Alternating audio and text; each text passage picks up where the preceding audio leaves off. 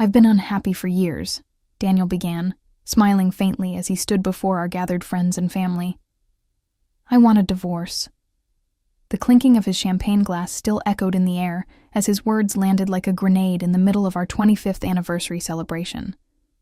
Our adult children, Thomas and Jennifer, stared with their mouths agape. Friends froze mid-sip, eyes darting between us. The restaurant's private dining room, which I'd decorated with silver anniversary decorations and photographs spanning our decades together, suddenly felt airless. I simply nodded and replied, "I understand completely." Something flickered across Daniel's face. Surprise, perhaps disappointment at my composure. He'd expected tears, begging, or public humiliation. Instead, I turned to each stunned guest and thanked them warmly for coming to what had become our final celebration as a couple. My name is Marlene Griffin. I'm 57 years old, and after spending a quarter-century devoted to my marriage, raising our children, managing our household in Richmond, Virginia, and supporting Daniel through 3 career changes, 2 financial disasters, and 1 major health scare, I found myself standing in an elegant restaurant watching my husband try to blindside me with our divorce. As the party awkwardly dispersed, guests murmuring sympathies and shooting daggers at Daniel, I approached him with the calm of someone who had made peace with a hurricane long before it hit shore. "You'll want to call them first thing in the morning," I said, slipping a single business card into his hand. His eyes widened as he read the name on the embossed card. Rebecca Stone, Esquire, one of the most feared divorce attorneys in Virginia. "Why would you have this?" he asked, his voice suddenly less certain. I simply smiled, patted his arm, and walked away to hug our bewildered children. Over their shoulders, I watched Daniel's confident expression crumble as the first inkling that something was wrong pierced his self-assurance. What he didn't know, what I'd made absolutely certain he didn't know, was that 6 months earlier, while looking for our property tax statement in his desk drawer, I had discovered a lease agreement for an apartment in Shockoe Bottom, our city's trendy downtown district. 2 days later, I glimpsed a series of disturbingly intimate texts between him and someone labeled only as co-worker when his phone lit up during dinner. And that was just the beginning of what I knew. By the time Daniel dropped his divorce bombshell at our anniversary party, I had spent half a year methodically documenting every aspect of his betrayal. He thought he was ending our marriage on his terms, but I had been preparing my exit strategy with military precision since Valentine's Day. Growing up, my grandmother always told me, "Trust, but verify." It was advice I had largely ignored throughout my marriage. I believed in Daniel completely. We met when I was 30 and he was 32, both of us working at Falwyn Security, me in human resources, him as a rising star in sales. Our courtship was a whirlwind, and within a year, we were married with a prenuptial agreement that protected both of us if things ever went south. 2 beautiful children followed, and I eventually stepped back from my career to manage our growing family while Daniel's sales career soared. He moved from Falwyn to Brightvale Mining, and then to Everkin Motors, climbing the corporate ladder with each jump. I supported every decision, every late night, every weekend business trip, even as our children grew up and needed their father at soccer games and dance recitals that he inevitably missed. "Your dad is working hard for all of us," I would tell them, believing it myself.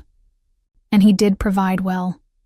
Our colonial home in the West End neighborhood, private schools for the kids, and comfortable family vacations twice a year. But looking back, I can see the signs I missed. The gradual emotional distance, the growing criticism of my appearance compared to the dynamic professionals he worked with, the diminishing physical intimacy explained away by stress and aging. Marriage changes after 20 years, my friends would assure me. It's normal to become more like roommates. What wasn't normal were the growing number of business dinners that left his collar smelling of perfume I didn't wear, or the second cell phone I discovered in his briefcase when packing it for a hospital stay after his gallbladder surgery 3 years ago, a phone he claimed was just for international clients, and that mysteriously disappeared after his recovery.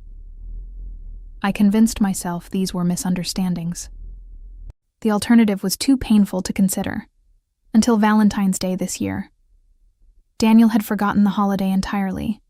Not unusual in recent years, but claimed a last-minute client emergency when I mentioned our dinner reservation. I spent the evening alone, flipping through old photo albums and wondering how we had drifted so far from the couple in those faded pictures. The next morning, I decided to file our tax paperwork early and needed our property records. That's when I found it, tucked between home insurance documents and car titles, a lease agreement for an apartment on East Carey Street, signed 2 months earlier. Daniel's signature, clear as day, on a one-bedroom unit that cost nearly a third of his monthly take-home pay. That discovery would change everything about how I approached our 25th year of marriage. I sat in my car outside the apartment building for 3 hours that day, paralyzed between confronting him immediately and pretending I never saw the lease. The elegant brick building with its rooftop deck and floor-to-ceiling windows mocked everything I thought I knew about our financial situation. "We need to be more careful with spending this year," Daniel had told me just weeks before I found the lease. "The market's unstable." Yet he had somehow found money for a $20,800 monthly rental in the city's most desirable neighborhood, money that was supposedly too tight for the kitchen renovation I'd been requesting for 5 years. When I finally drove home, I made 2 decisions that would alter the trajectory of my life. First, I would not confront Daniel until I understood exactly what I was facing. Second, I would protect myself by gathering every shred of evidence possible before making any moves. The next morning, while Daniel was at the gym, I examined his phone. He thought himself clever using a fingerprint lock, but I had long ago noticed he used his right thumb to unlock it. While he slept, I had carefully pressed his thumb to the sensor, checking messages that confirmed my worst fears. He and his coworker, Jessica Palmer, had been involved for at least 18 months. Their texts were explicit, filled with references to our place and plans for a future together once he handled things at home. Reading their exchanges, I learned Jessica was 34, recently divorced herself, and worked in marketing at Everkin Motors. She had apparently convinced Daniel that their May-December relationship was his ticket to renewed youth and excitement. My hands shook as I photographed key conversations with my own phone, making sure to capture timestamps and contact information. The physical pain of betrayal was overwhelming, a vice grip around my chest that made breathing difficult. 25 years of memories, twisted by the knowledge that our recent history had been built on lies. That evening, as Daniel kissed my cheek absently before diving into work emails, I struggled to maintain my composure. The urge to scream, to demand answers, to throw his deception in his face was nearly overwhelming. Instead, I smiled and brought him his favorite evening bourbon. "Working late again?" I asked casually. "Quarterly reports are coming up," he replied without looking up. "Don't wait up." I nodded, retreating to our bedroom, where I allowed myself 10 minutes of silent tears before calling my oldest friend, Valerie. "I need the name of the best divorce attorney in Richmond," I said when she answered, "and I need absolute discretion." 2 days later, I sat across from Rebecca Stone in her downtown office, laying out what little evidence I had gathered so far. The distinguished attorney with her silver-streaked bob and penetrating gaze listened without interruption before saying words that would become my mantra over the coming months. "We won't just build a case, Marlene. We'll build an ironclad fortress. But first, we need to understand exactly what we're up against." Rebecca's advice was clear. Become an intelligence operative in my own marriage. Document everything, follow the money. Build a complete picture of our marital assets and Daniel's activities before giving him any indication I knew about his betrayal. "The element of surprise is your greatest advantage," she counseled. "The moment he knows you're aware, he'll start hiding assets and constructing his own narrative." So began my double life. On the surface, I remained the supportive wife of 25 years, managing our home, attending company functions on Daniel's arm, and planning our upcoming anniversary celebration. Beneath that facade, I transformed into a methodical investigator, documenting every aspect of our financial and personal lives. I started with our finances, Daniel had always handled the investments while I managed the household accounts. Now I needed to understand the full scope of our portfolio. I told him I wanted to learn more about investing for my own knowledge, a request he dismissed with patronizing amusement, but ultimately granted by sharing our financial advisor's contact information. "Just don't make any changes without consulting me first," he cautioned. "These things are complicated." Our financial advisor, Harold Wilson, was initially reluctant to discuss details with me until I gently reminded him that as Daniel's spouse, I had legal right to information about our joint assets. Once convinced, Harold became surprisingly forthcoming, particularly after I mentioned concerns about unusual money movements. "Well, there have been some significant withdrawals over the past year and a half," Harold admitted. "I assumed Daniel discussed these with you." He hadn't. The withdrawals totaled nearly $320,000, money apparently transferred from our joint investment accounts to a separate entity I'd never heard of, Griffin Consulting, LLC. "Daniel established it as a side business venture," Harold explained, "for consulting work separate from his main employment. A business I knew nothing about. A shell company, as Rebecca later explained, likely created to funnel marital assets away from our shared portfolio." I photographed every document Harold shared, noting dates, amounts, and account numbers. My next step was accessing our home computer. Daniel wasn't particularly tech-savvy and used the same passwords for most accounts, variations of our children's birthdays combined with our anniversary date. The irony wasn't lost on me as I used Jenny052Tom719 to access his email account. What I found confirmed my suspicions and revealed new betrayals. Email exchanges with a realtor about purchasing a condominium in Charlotte, North Carolina. An offer letter from Hailstra Audio, a company based in Charlotte, dated 3 months earlier. Flight confirmations for weekend trips he'd claimed were golf outings with clients, and dozens of emails to Jessica discussing their future plans.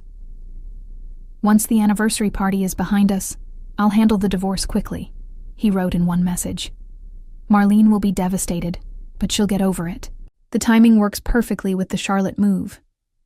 They had it all planned. He would announce our divorce at the anniversary party, positioning himself as the honest husband who had simply fallen out of love, but had respectfully waited for our milestone anniversary before moving on. Then he would relocate to Charlotte with Jessica, taking his new position at Hailstra and living in the condominium they had already selected together. I sat at our desk, reading their calculated plans for dismantling my life, and felt something inside me harden. This wasn't just an affair or midlife crisis. This was a comprehensive campaign to discard me with minimal financial consequence to himself after I had devoted my entire adult life to supporting his success. That night, I made a silent promise. Daniel Griffin would not know what hit him. With Rebecca's guidance, I expanded my investigation. I needed to understand not just what Daniel was planning, but what legal vulnerabilities existed in his strategy. Our prenuptial agreement had been straightforward. In the event of divorce, each party would retain assets brought into the marriage, while assets accumulated during the marriage would be divided equally. However, there was a critical infidelity clause that Rebecca immediately highlighted. If either party engages in extramarital affairs, they forfeit their right to certain protections, she explained.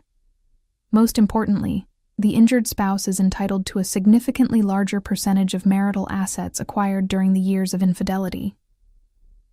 The key would be proving when the affair began. If I could establish that Daniel's relationship with Jessica had extended over years, rather than months, I could potentially claim rights to much more than half our marital property, including portions of his retirement accounts and stock options. I hired a private investigator, William Jacobs, who specialized in infidelity cases. His services weren't cheap, but I pulled from my personal savings account, money I'd squirreled away from my occasional freelance HR consulting work that Daniel knew nothing about. William confirmed that Daniel and Jessica's relationship traced back at least 2 years. He provided photographs of them dining together, entering and leaving the apartment, and traveling to Charlotte on weekends when Daniel had claimed to be on golf trips. But the most damning evidence came from interviews William conducted with staff at Everken Motors. According to 3 separate sources within the company, their relationship was common knowledge as early as spring of 2023, William reported. One former executive assistant kept a detailed work diary that references them spending time alone in his office with the door locked on multiple occasions. The assistant had been dismissed shortly after, allegedly for performance issues. William located her, and she was more than happy to share her records and testify if needed, still bitter about her unceremonious termination that she believed was orchestrated to keep her silent. Armed with this information, Rebecca added workplace harassment implications to our strategy. If necessary, we can suggest that Everken Motors could face legal exposure for allowing a senior executive to engage in an inappropriate relationship with a subordinate, she explained. It's leverage we may not need to use, but it's valuable to have. As the weeks passed, I continued gathering evidence while maintaining a perfect facade of ignorance. I suggested the anniversary party, knowing it aligned with what Daniel had told Jessica. I spoke enthusiastically about the next 25 years, when around friends and family. I even initiated physical intimacy occasionally, something that clearly made Daniel uncomfortable, but that he couldn't reject without raising suspicions. Each time he invented a work excuse to visit the apartment or Charlotte, I simply smiled and told him I understood. Each time he complained about finances while secretly funding his double life, I nodded sympathetically. All the while, my case file grew thicker.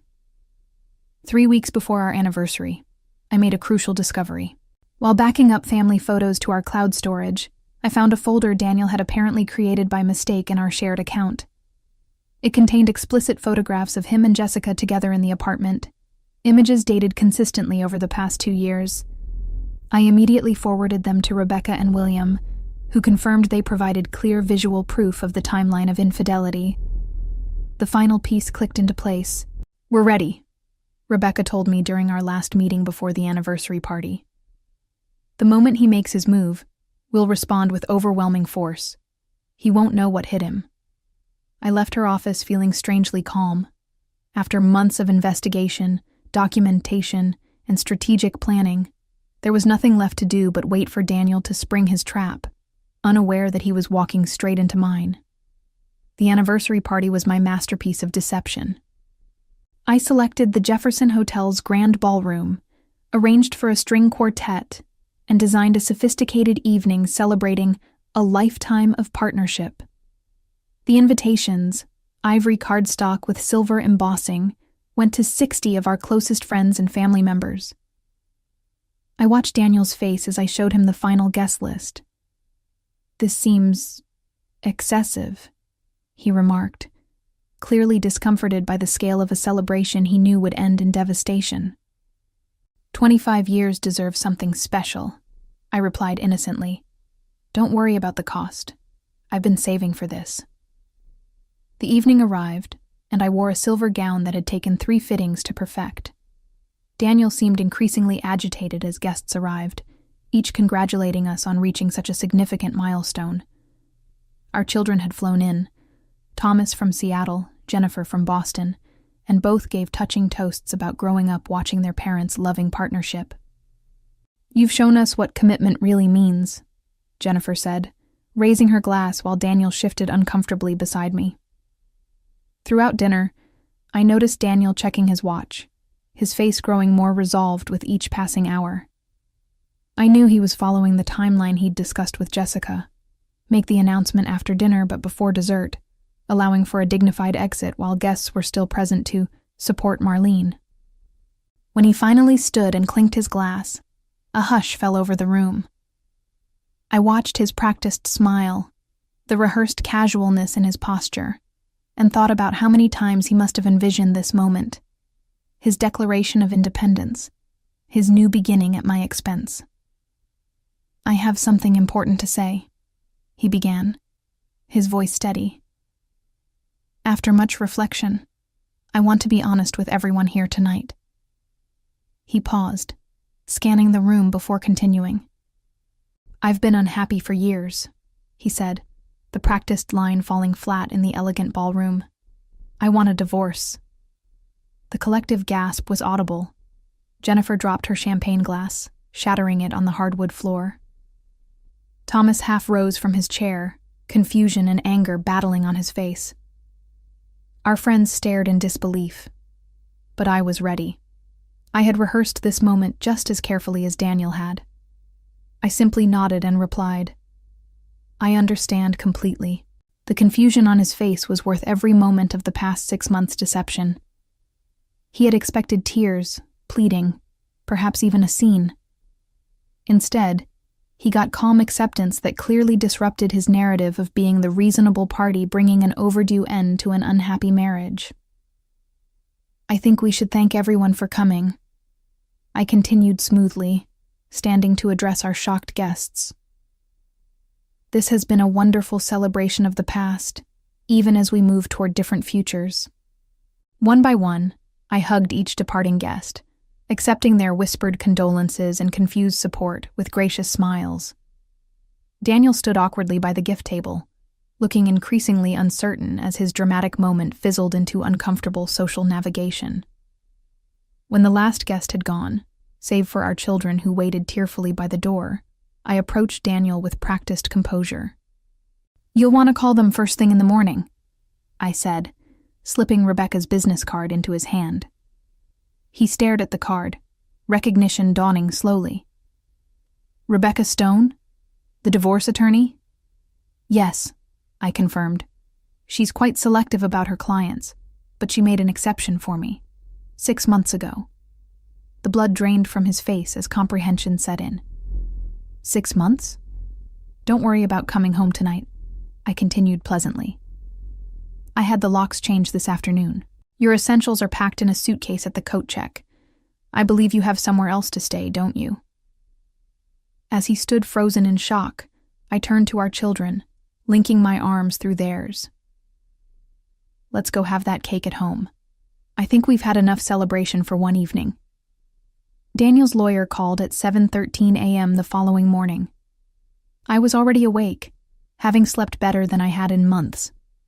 "This is Philip Dawson representing Daniel Griffin," the voice announced stiffly. "I understand there's a situation we need to discuss." "Please direct all communication to Rebecca Stone," I replied, following the script Rebecca and I had prepared. "She's expecting your call."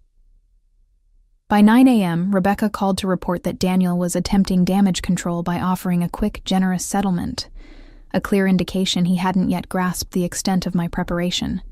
"He's offering a 60-40 split of current visible assets in your favor, plus the house," she said. "Should I tell him we're just getting started?"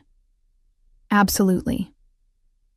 At 11 a.m., the formal divorce papers were served to Daniel at the Everkin Motors headquarters by a process server who, at my request, delivered them during a board meeting Daniel was leading. The thick document detailed not only my terms, 85% of marital assets, the house, and significant alimony, but included comprehensive evidence of his infidelity, financial deception, and plans to leave the state. By noon, 3 things happened in rapid succession. Daniel's lawyer requested an emergency meeting, Everkin's human resources director called Daniel to their offices, and Jessica Palmer cleaned out her desk and left the building in tears. When Rebecca met with Daniel and his lawyer that afternoon, she brought the final bombshell, William's full investigative report, complete with witness statements from former Everkin employees about the inappropriate workplace relationship. "My client is prepared to contact Everkin's board directly regarding the company's failure to address this situation if we cannot reach a satisfactory agreement," Rebecca informed them. "Additionally, we have documentation of the Griffin Consulting LLC shell company used to divert marital assets, which raises questions of tax impropriety that authorities might find interesting." Daniel's attempt to seize control of our divorce narrative had completely collapsed in less than 24 hours. His lawyer requested a brief recess, during which I imagine he delivered some very unwelcome news to my husband of 25 years. The settlement negotiations were remarkably brief. Daniel, facing potential professional disgrace, tax investigations, and the complete destruction of the narrative he'd constructed about our marriage, accepted terms that went far beyond what even Rebecca had initially thought possible. I received 85% of our marital assets, including full ownership of our home, his retirement accounts, and investment portfolios. Daniel retained only his personal possessions, his car, and a single investment account worth approximately 1/5 of our total net worth. The alimony payments would continue for 10 years, ensuring my financial security well into retirement age. Most satisfying was the non-disclosure agreement.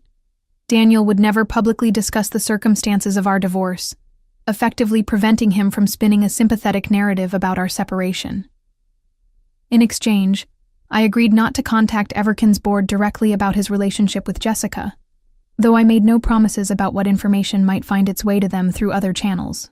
2 days after our anniversary party, Jennifer and Thomas came for dinner. They were still reeling from the public dissolution of their parents' marriage, but had begun to understand the situation after I shared selected details of Daniel's betrayal. "How did you stay so calm through all of this?" Jennifer asked, pouring another glass of wine. "I would have burned his clothes on the front lawn or something." "Strategic patience," I explained. "Your father never appreciated my intelligence. He saw me as the supportive wife, nothing more. That blind spot gave me the advantage." Thomas shook his head in amazement. "Remind me never to cross you, Mom." I smiled, feeling genuinely happy for the first time in months. I didn't want revenge initially. I just wanted fairness. But when I saw how comprehensively he had planned to discard me, I decided he needed to understand exactly whom he was dealing with. 1 month after the anniversary party, Daniel relocated to Charlotte as planned, alone, significantly poorer, and professionally diminished. Jessica, it turned out, had lost interest once his financial prospects dramatically changed.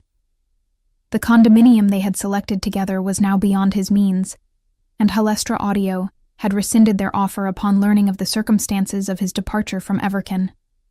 I, meanwhile, began the next chapter of my life on my own terms, with resources, dignity, and the profound satisfaction of knowing that when tested, I had risen to the challenge with intelligence and strength I hadn't known I possessed. As I settled into my reclaimed life, I reflected on the irony that in trying to discard me, Daniel had inadvertently freed me to become more fully myself than I had been in 25 years of marriage.